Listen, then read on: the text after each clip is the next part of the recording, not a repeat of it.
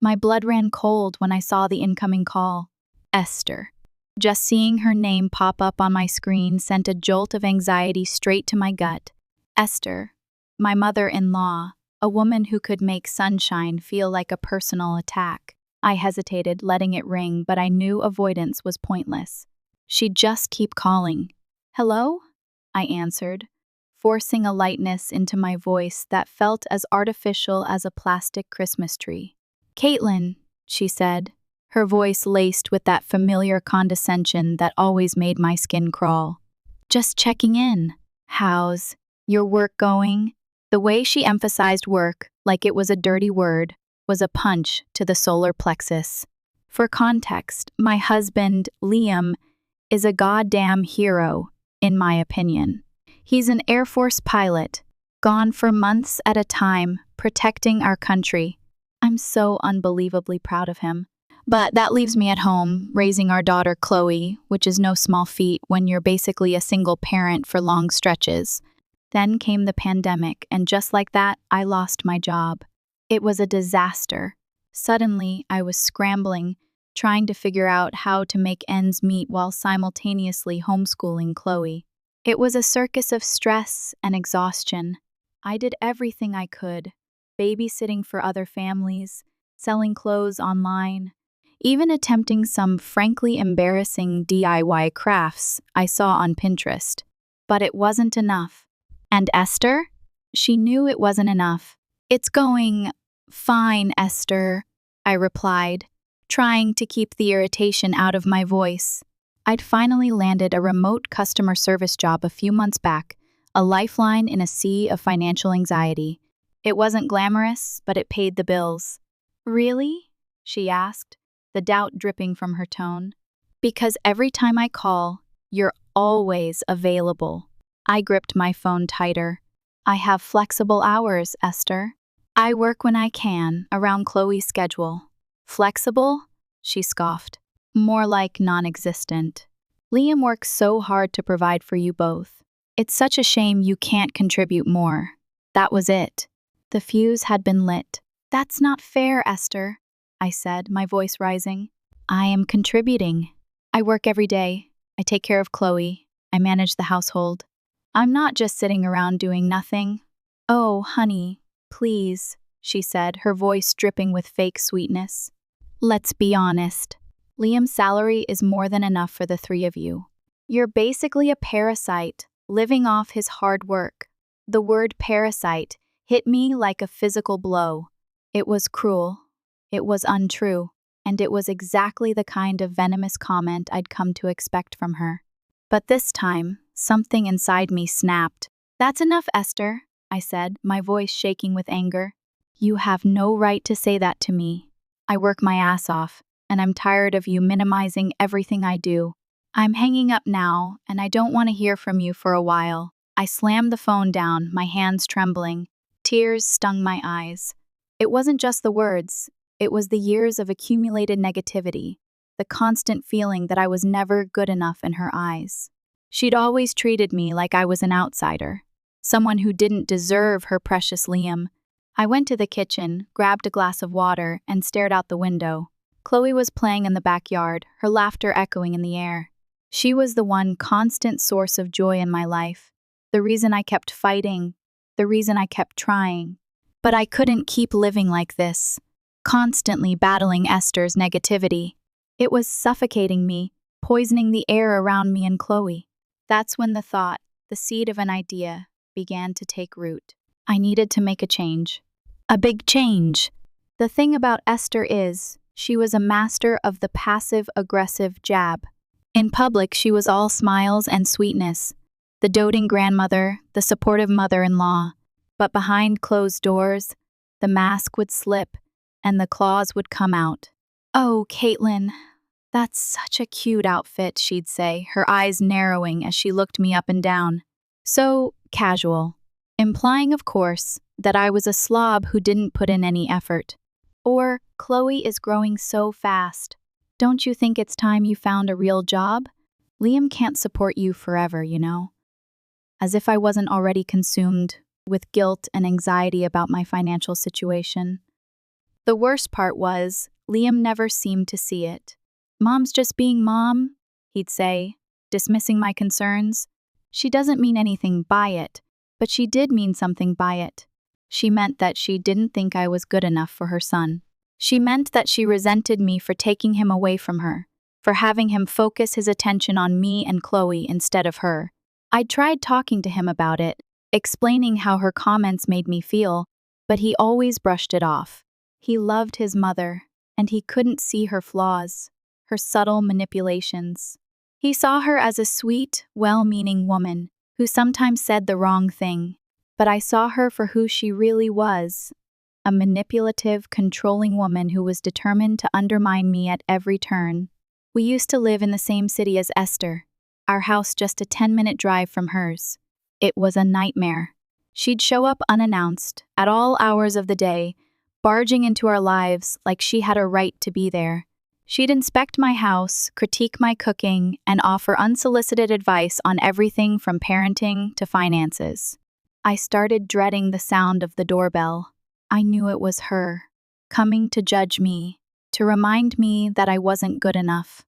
I even started locking the door and pretending we weren't home, just to avoid her constant intrusions. And then there was the whole military wife thing. Esther was convinced that I'd married Liam for the benefits, for the paycheck and the perks that came with being a military spouse. "Oh, Caitlin, aren't you lucky to have a husband who takes care of you?" she'd say, her voice dripping with sarcasm. "It must be so nice to just relax and not have to worry about anything." It was insulting. I didn't marry Liam for the money. I married him because I loved him. And frankly, a military salary wasn't exactly a fortune. If I was truly a gold digger, I would have aimed higher. But Esther refused to see it that way. In her eyes, I was a scheming, lazy woman who was taking advantage of her son. After our conversation about being a parasite, I knew I had to change something. I'd been passively looking for a new job for a while, something that would utilize my actual skill set and give me a chance to grow. It wasn't really about proving Esther wrong as much as it was about feeling like I was actually progressing in my own right. I was tired of feeling stagnant, tired of feeling like I was just Liam's wife, or Chloe's mom. I wanted to be Caitlin, the person I used to be before all of this happened. Then, a golden opportunity came knocking. I had a phone interview, which went extremely well, followed by an in-person interview with the entire team. They seemed to like me, and I really liked them. The job was a step up from what I was doing now, a chance to learn new skills and advance my career.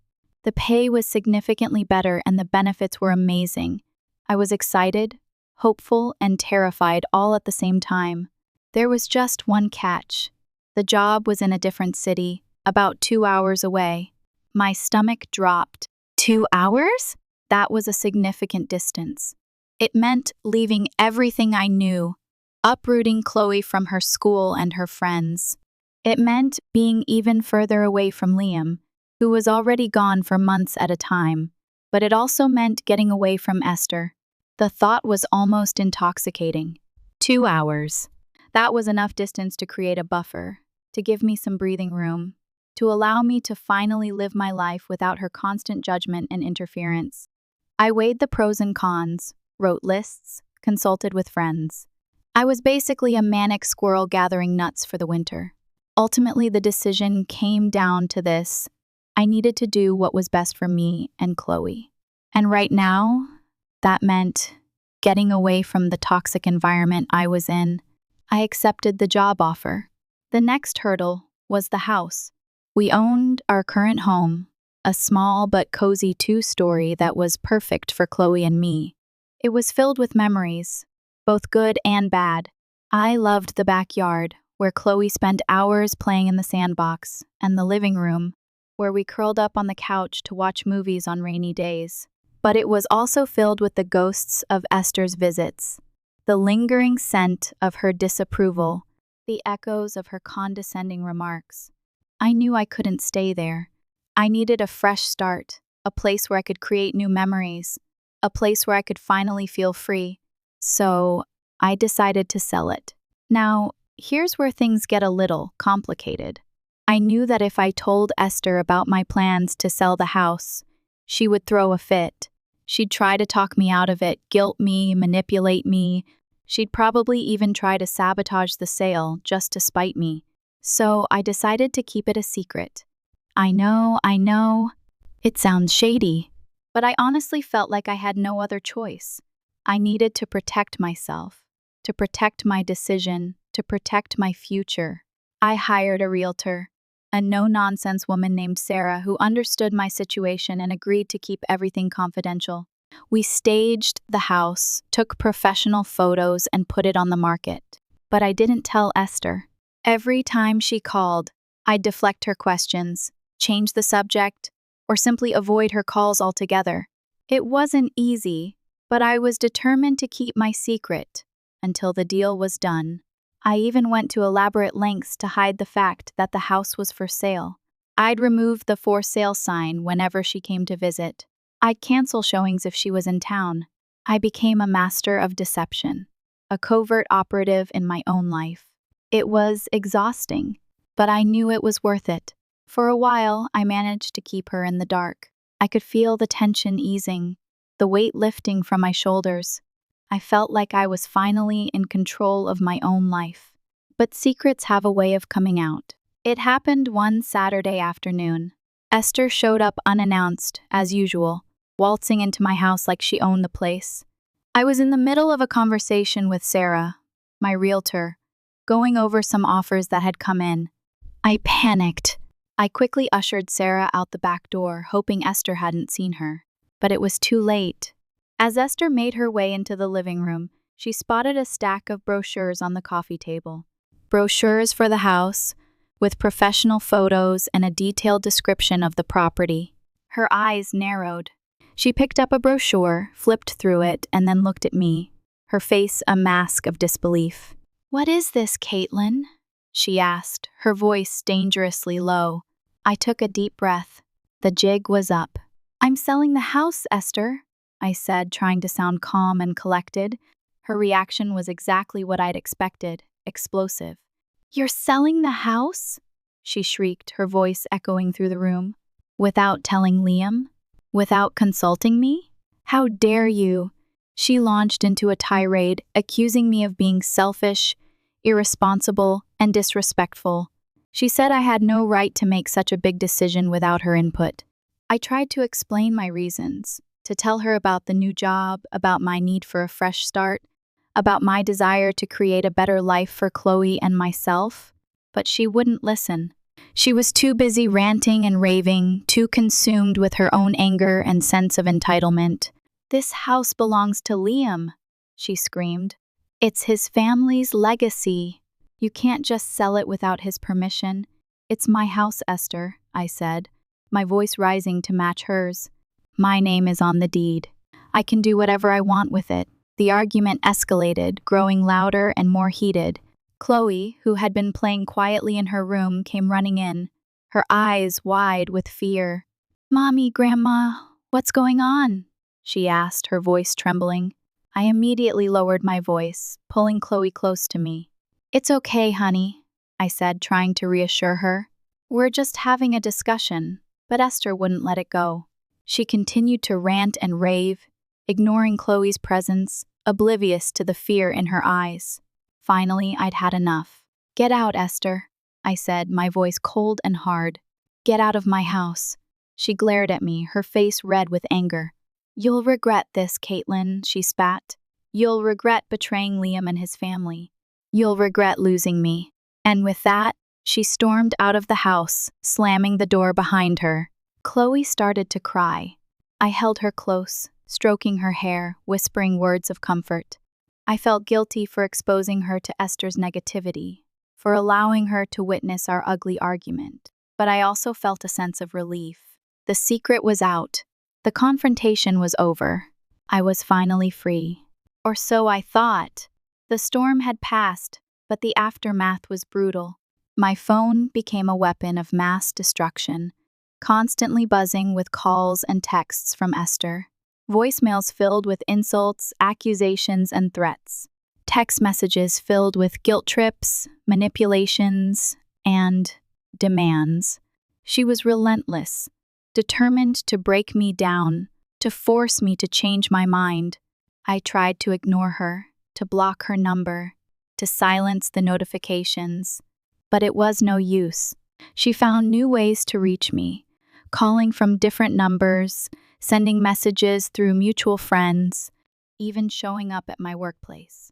It was psychological warfare, and I was starting to crack. The constant barrage of negativity was draining my energy, eroding my confidence, and fueling my anxiety. I couldn't sleep, I couldn't eat, I couldn't focus on anything. I was constantly on edge, waiting for the next attack, bracing myself for the next wave of abuse. I started to question my decision. Was I being selfish? Was I making a mistake? Was I hurting Liam and Chloe by uprooting our lives? The doubts gnawed at me, whispering insidious lies in my ear.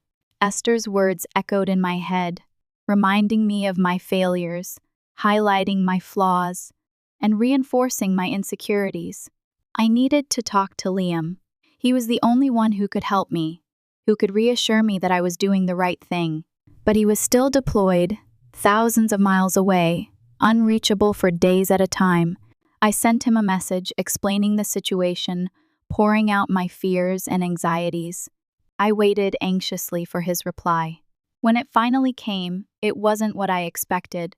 "Caitlin, I'm disappointed," he wrote.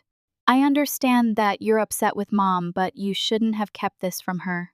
She has a right to know what's going on. You need to apologize to her and try to work things out." His words hit me like a slap in the face. He wasn't on my side.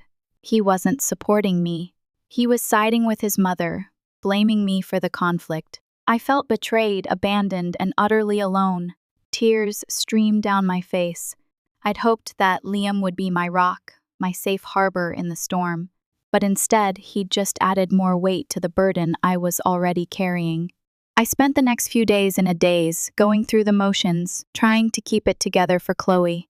I forced myself to go to work, to cook meals, to do laundry, to maintain some semblance of normalcy.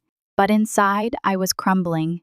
I started to isolate myself, avoiding friends and family, afraid of their judgment, afraid of their pity. I felt like I was a failure, a pariah, a parasite. Just like Esther had said, I didn't know how much more I could take. The open house was a disaster waiting to happen. I had planned everything meticulously, hoping to showcase the house in its best light. Fresh flowers, scented candles, freshly baked cookies, the works. I needed to sell this house. I couldn't afford to keep paying the mortgage while I was trying to set up a new life in a new city. The pressure was immense. But I also knew that Esther wouldn't let me get away with it easily. She'd made it clear that she was going to do everything in her power to stop me. I hired a security guard, a burly man named Mike, to keep an eye out for her and prevent her from causing any trouble. I briefed him on her appearance, her personality, and her potential tactics. I felt ridiculous, like I was preparing for a military assault, but I knew that with Esther, anything was possible. The open house started smoothly. A few potential buyers showed up, expressing interest in the property. I put on my best saleswoman smile, highlighting the house's features, downplaying its flaws, and trying to close the deal. Everything seemed to be going well. Until Esther arrived. I saw her through the front window, her face contorted with rage, her eyes blazing with fury. Mike intercepted her at the door, explaining that she wasn't allowed inside. But Esther wouldn't take no for an answer. She pushed past Mike, shoving him aside, and stormed into the house. "Caitlin!" she screamed, her voice piercing through the air. "How dare you? How dare you try to sell Liam's house behind his back?" The potential buyers stopped their conversations, turning to stare at us. The atmosphere in the room shifted from pleasant to tense. I took a deep breath, trying to remain calm.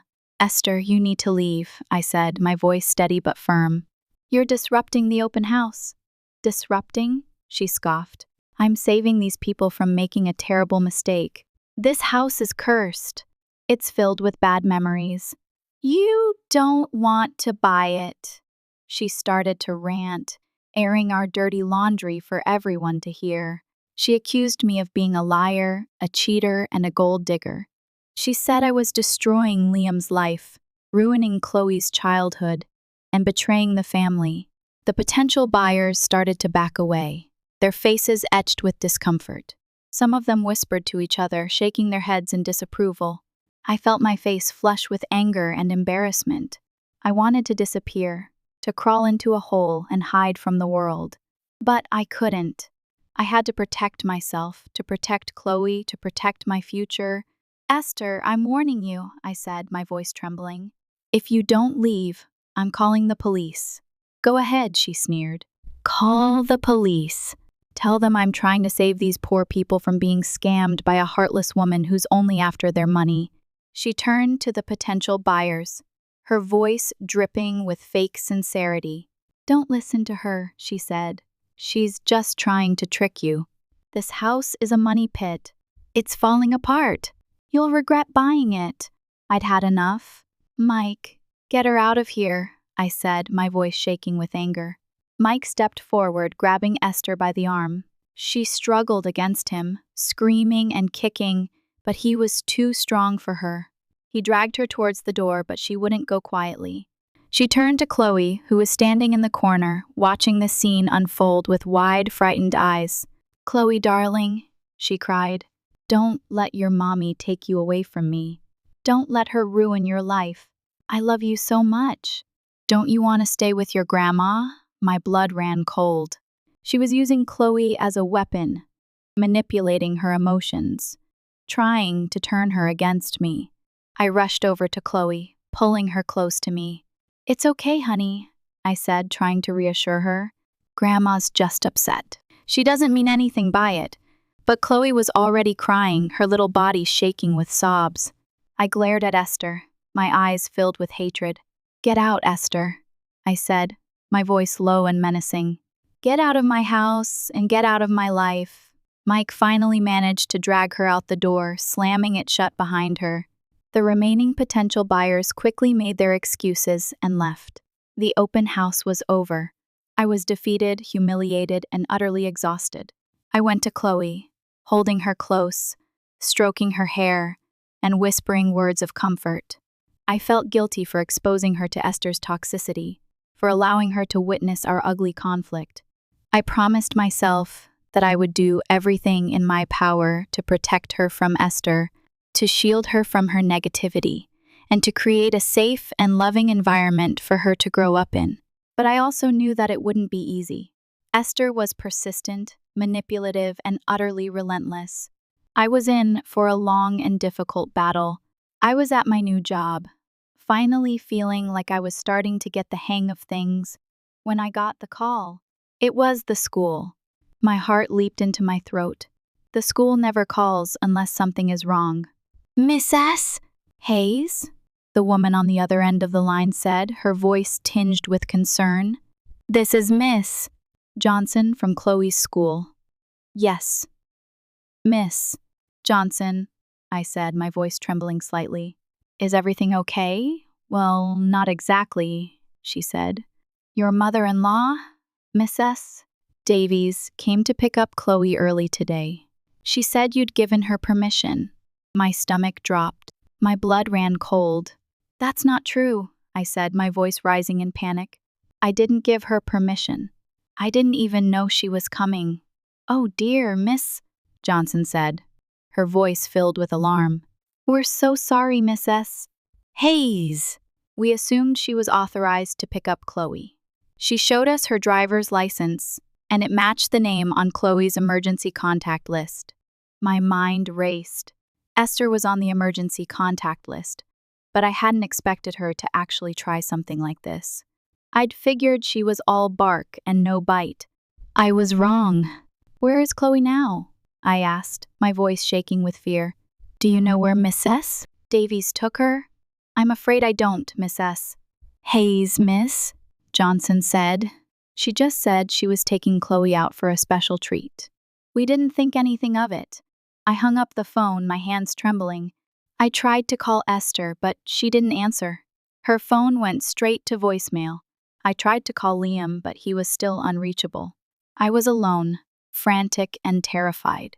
I grabbed my purse, rushed out of the office, and jumped into my car.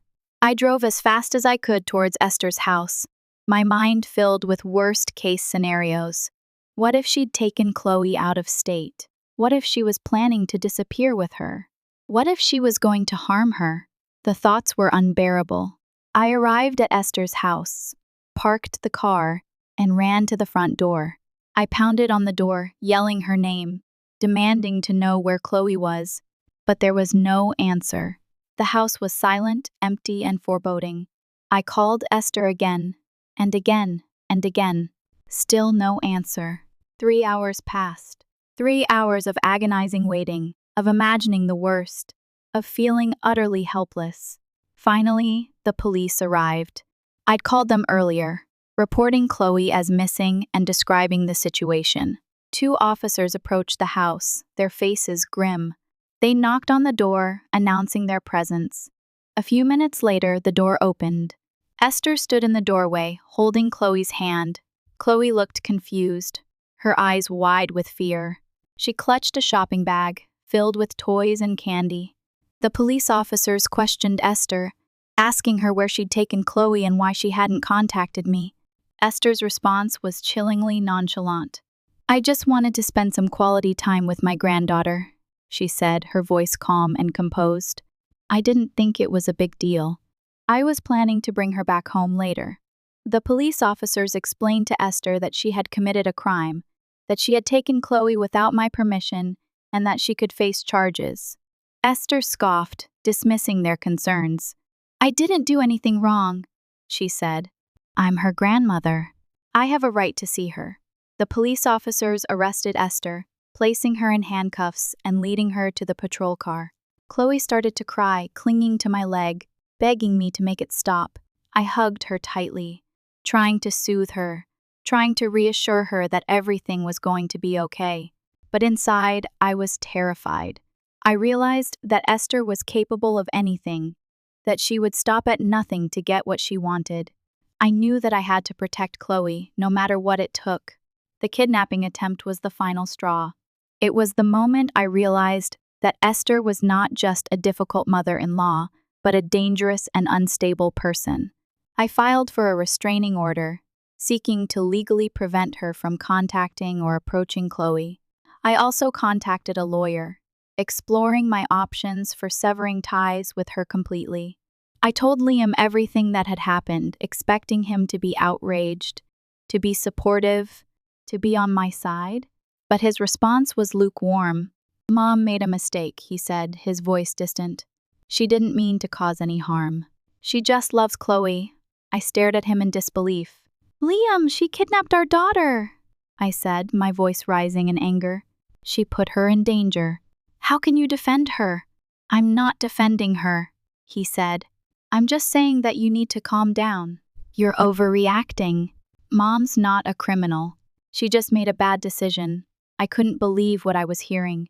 He was minimizing her actions, downplaying the severity of the situation, and refusing to acknowledge the threat she posed to our daughter. It was then that I realized something profound. Liam was never going to change. He was never going to prioritize my needs, or Chloe's needs, over his mother's. He was always going to put her first, no matter what. And I couldn't live like that anymore. I couldn't live with the constant anxiety, the constant fear, the constant sense that I was fighting a losing battle. I needed to protect myself, to protect Chloe, to create a life free from Esther's toxicity. So I made a decision. I filed for divorce. It was the hardest decision of my life. I still loved Liam, despite everything, but I couldn't stay with him, knowing that he would always prioritize his mother over me and Chloe. I needed to put my daughter first.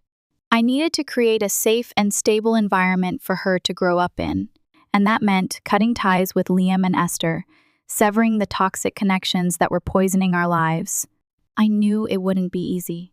There would be legal battles, emotional turmoil, and financial challenges, but I was determined to do whatever it took to create a better future for myself and Chloe. I contacted a divorce lawyer, a tough and experienced woman named Maria, who understood my situation and agreed to represent me. She helped me navigate the legal complexities of the divorce, ensuring that my rights and Chloe's rights were protected. I requested full custody of Chloe, along with a restraining order against Esther, preventing her from contacting or approaching our daughter. I also sought a fair division of assets, ensuring that I had the financial resources to support myself and Chloe. The divorce proceedings were long and difficult. Liam was devastated by my decision, accusing me of being selfish, unreasonable, and heartless.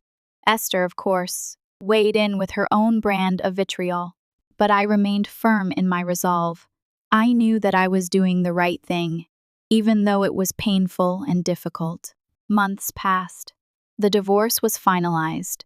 I was granted full custody of Chloe, and the restraining order against Esther was approved. I also received a settlement that would allow me to support myself and Chloe comfortably. The old house finally sold, and I was free from all financial ties to Liam and Esther. It was a huge weight off my shoulders. Chloe and I moved into a new house, a cozy little bungalow in a quiet neighborhood. It was a fresh start, a blank canvas, a place where we could create new memories and build a new life. Chloe started attending a new school, where she made friends and thrived academically. She seemed happier, more confident, and more secure. I focused on my career, excelling at my new job and earning a promotion. I felt empowered, independent, and fulfilled. I also started dating again, cautiously dipping my toes into the dating pool. I met some interesting men, but none of them felt right. I was in no hurry to rush into a new relationship.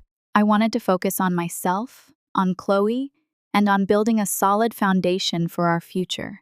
Liam and I remained cordial, communicating primarily about Chloe's schedule and needs. He seemed to have accepted my decision, although he still occasionally tried to guilt me into allowing Esther to see Chloe. But I remained firm in my refusal. Esther had forfeited her right to be in Chloe's life when she attempted to kidnap her. I wouldn't risk my daughter's safety or well-being for anyone, not even Liam. One day, Liam called me, his voice sounding subdued. "I need to tell you something," he said. "Mom's been diagnosed with Alzheimer's." My heart sank. Despite everything, I didn't want to see her suffer. "I'm sorry to hear that, Liam," I said, my voice softening. "It's been hard," he said. "She's been getting confused, forgetful, and sometimes aggressive." I knew that Alzheimer's could be a devastating disease, affecting memory, behavior, and personality. I felt a twinge of sympathy for Esther, even after everything she'd put me through. "I understand," I said. "It must be difficult for you." "I was wondering," he said, his voice hesitant. Would you consider letting Mom see Chloe? Just once? Before she forgets everything?" I hesitated. It was a difficult request, one that forced me to confront my own feelings of anger, resentment, and fear. On one hand, I wanted to be compassionate, to grant Liam's wish, to allow Esther to have one last moment with her granddaughter. But on the other hand, I couldn't shake the memory of her actions, the fear that she would somehow try to harm Chloe, the belief that she didn't deserve to be in our lives. I took a deep breath. "I'll think about it, Liam," I said. "I need to talk to Chloe about it first. It's her decision, too." I hung up the phone, feeling conflicted and uncertain. I didn't know what to do. I sat down with Chloe, explaining the situation to her in simple terms. I told her about Esther's illness, about Liam's request, and about my own ambivalence. I asked her what she wanted to do. Chloe thought for a moment, her brow furrowed. "I don't want to see her, Mommy," she said, her voice small but firm. "She was mean to you, and she tried to take me away. I don't like her." My heart swelled with pride. She was strong, resilient, and wise beyond her years. "Okay, honey," I said, hugging her tightly. "We won't see her. It's your decision, and I respect it." I called Liam, telling him about Chloe's decision. He was disappointed, but he understood. A few months later, I received another call from Liam. "Mom passed away," he said, his voice choked with emotion. I offered him my condolences, expressing my sympathy for his loss. A part of me felt a sense of closure, a sense that a chapter of my life had finally come to an end. But I also felt a twinge of sadness, a sense that things could have been different, that Esther could have chosen to be a loving and supportive mother-in-law instead of a destructive and manipulative force. I attended Esther's funeral, out of respect for Liam and his family.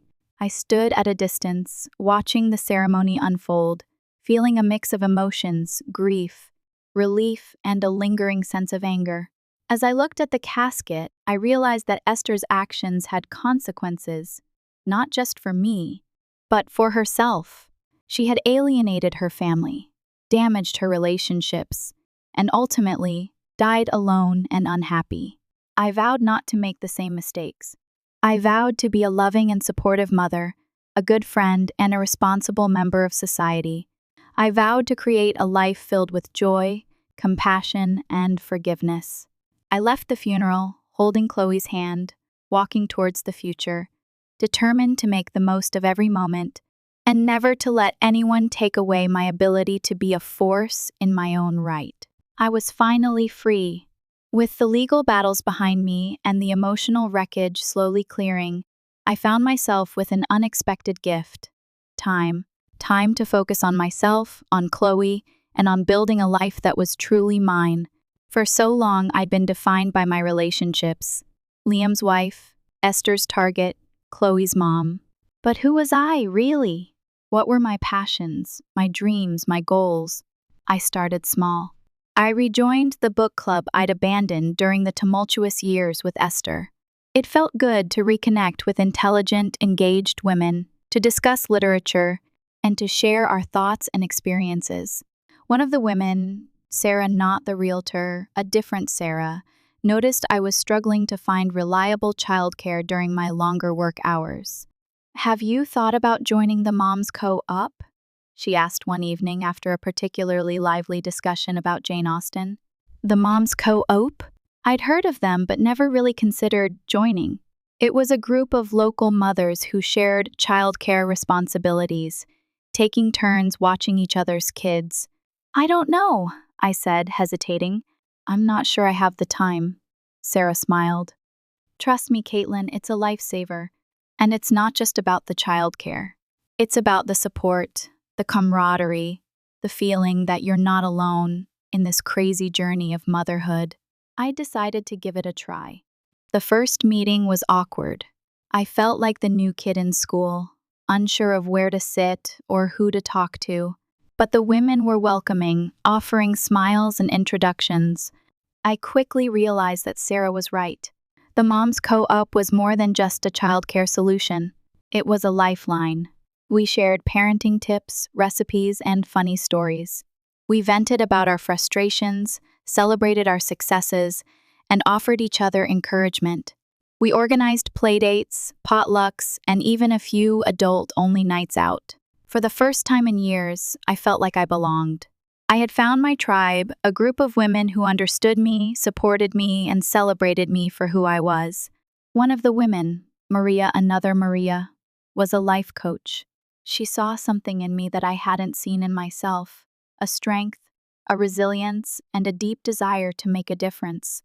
"Caitlin," she said one day, "you have a gift. You've been through so much, and you've come out stronger on the other side. You could help other women who are struggling with difficult relationships." The thought had never occurred to me, but the more I considered it, the more it resonated. I had learned so much from my experiences with Esther, lessons about boundaries, self-respect, and the importance of prioritizing your own well-being. I decided to explore the possibility. I took a few courses, read some books, and shadowed Maria during her coaching sessions. I discovered that I had a natural talent for it. I was a good listener, empathetic and insightful. I could connect with women on a deep level, helping them to identify their strengths, overcome their challenges, and create the lives they deserved. I started my own coaching practice, focusing on women who were struggling with toxic family relationships. It was challenging work, but also incredibly rewarding. I saw women transform before my eyes, regaining their confidence, setting boundaries, and reclaiming their lives. It was like watching a phoenix rise from the ashes. I found my purpose. I was no longer just Liam's ex-wife or Esther's victim. I was Caitlin, a strong, resilient woman who was helping other women find their own strength and resilience. With my career flourishing and my social life thriving, the only thing missing was a romantic connection. I wasn't actively searching, but I was open to the possibility. One day, I was at a local coffee shop working on a coaching plan for one of my clients when I noticed a man sitting at the next table. He was tall, handsome, with kind eyes and a warm smile. He was reading a book, a worn copy of Pride and Prejudice. I couldn't help but eavesdrop on his conversation with the barista. He was ordering a black coffee, no sugar, and chatting about his love for classic literature. I found myself drawn to him, captivated by his intelligence, his warmth, and his genuine kindness. He caught my eye and smiled. "Sorry," he said. "I didn't mean to be so loud. I get a little carried away when I talk about Jane Austen." I smiled back. "No worries," I said. "I completely understand. I'm a big fan myself." We struck up a conversation talking about our favorite books, our favorite authors, and our favorite coffee shops. His name was David. He was a professor of English literature at a local university. He was divorced, with 2 teenage children who lived with their mother. We discovered that we had a lot in common. We both loved reading, hiking, and spending time with our families. We both valued honesty, integrity, and kindness. We exchanged numbers and agreed to meet for dinner the following week. Our first date was magical. We talked for hours, sharing our stories, our dreams, and our fears. I felt like I had known him my entire life. We started seeing each other regularly. He was kind, supportive, and understanding. He treated me with respect and cherished me for who I was. He loved Chloe too. He made an effort to connect with her, playing games, reading stories, and taking her on adventures. He was everything I had ever wanted in a partner. He was a good man, a loving father, and a true friend. After a year of dating, David proposed. He took me to our favorite spot in the park, a secluded bench overlooking a beautiful lake. He got down on one knee, pulled out a ring, and asked me to marry him. Tears streamed down my face. "Yes," I said, my voice choked with emotion. "Yes, 1,000 times yes." We celebrated our engagement with our families and friends. It was a joyous occasion, filled with love, laughter, and hope. I knew that I had found my happily ever after. I had overcome the challenges of my past, and I was ready to embrace the future with open arms. As the wedding date approached, I found myself thinking about Esther. Despite everything, she had been a part of my life for so long, and now she was gone. I wondered if she would have been happy for me, if she would have approved of David, if she would have finally accepted me as a member of her family. I knew the answer was probably no, but still I couldn't help but wonder. A few weeks before the wedding, Liam called me. "I found something of Mom's," he said, his voice hesitant. "I thought you might want to see it." He came over to my house, carrying a small wooden box. He opened the box, revealing a collection of old photographs, letters, and keepsakes. He handed me a letter. It was addressed to me, written in Esther's handwriting. "I found this hidden in her desk," Liam said. "I think she wrote it a long time ago, but she never sent it." I opened the letter, my hands trembling. "Dear Caitlin," it began. "I know I haven't always been the easiest person to get along with. I've made mistakes. I've said things I regret, and I've hurt you in ways I never intended. I want you to know that I'm sorry. I'm sorry for the way I treated you, for the things I said, and for the pain I caused. I was wrong. You were always good enough for Liam. You were a wonderful wife, a loving mother, and a kind and compassionate person. I was jealous of you, Caitlin. I was afraid of losing Liam. of being replaced by you in his life. I didn't want to share him with anyone, but I was wrong. Liam loved you, and you loved him. You made him happy, and you gave him a beautiful daughter. I hope you can forgive me, Caitlin. I hope you can find it in your heart to move on and create a happy life for yourself and Chloe. You deserve it. With love, Esther. Tears streamed down my face. I read the letter again and again, trying to absorb the meaning of her words. It was an apology, a confession, and a plea for forgiveness. It was everything I had ever wanted to hear from her. I looked at Liam, my eyes filled with emotion. "Thank you," I said, my voice choked with tears. "Thank you for bringing this to me." I realized that Esther's letter wasn't just for me. It was for herself. It was a way for her to release her guilt, to find peace, and to finally let go. I decided to forgive her. Not for her sake, but for my own. I needed to release the anger, the resentment, and the bitterness that I had been carrying for so long. I closed my eyes, took a deep breath, and whispered a prayer of forgiveness. I felt a weight lift from my shoulders. I was finally free. My wedding day was perfect. The sun was shining, the flowers were blooming, and the air was filled with love and laughter.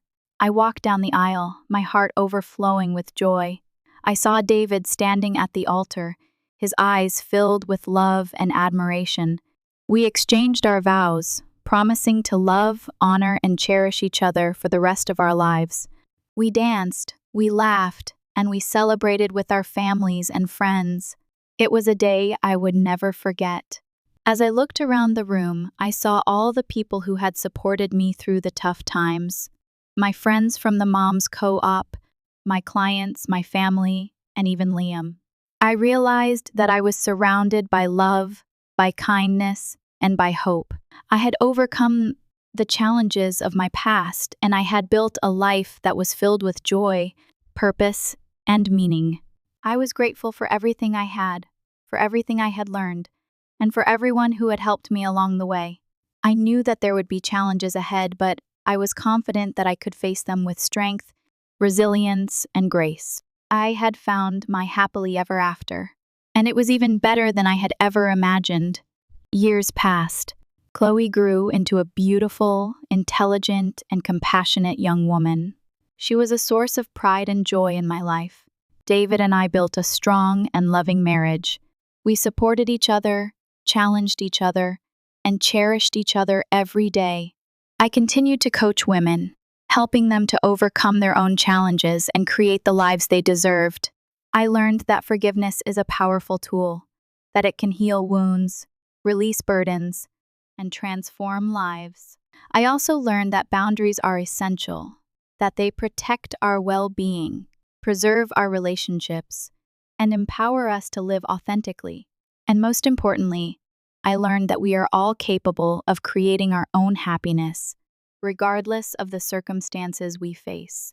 My life wasn't perfect. There were still challenges, setbacks, and moments of doubt, but I had learned how to navigate those challenges with grace, to embrace the setbacks as opportunities for growth, and to silence the voices of doubt with self-compassion.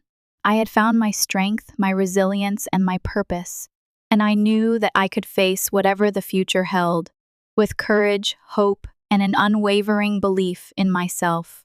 My story wasn't just about surviving a toxic relationship. It was about thriving, about reclaiming my life, and about creating a future that was filled with joy, love, and meaning. And that, I realized, was the ultimate revenge.